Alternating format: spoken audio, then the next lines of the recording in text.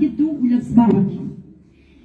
يعني الأمازيغ هم أول البشر على وجه الأرض حتى قبل آدم. هناك من يتفاجئ هنا ويقول كيف قبل آدم؟ احنا دركا كي خلقنا الخالق ماهوش حيخلقنا يعني نعرفوا كلش من الوهلة الأولى. إذا قبل آدم معناها الذي ذكر معناها في كل الديانات كان هناك بشر كانوا معناها في شمال إفريقيا. أول بشري هو يعني قد وجد في مراكش، كان هذاك أول بشري.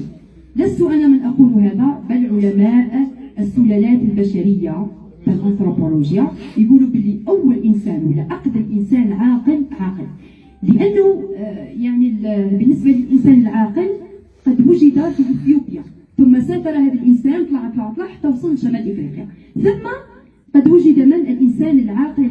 ما الفرق بين هذا وبين ذاك؟ هو أن الإنسان العاقل هو الذي استعمل اللغة.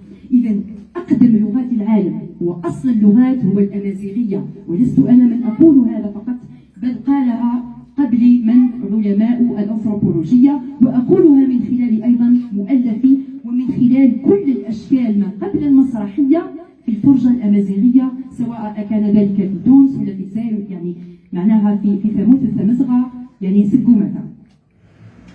الآن دون إطالة معناها سنفتح المجال للحضور الكريم باش يعطيونا مجموعة الأسئلة تاعهم، هكذا باش يكون الخطاب مستمع.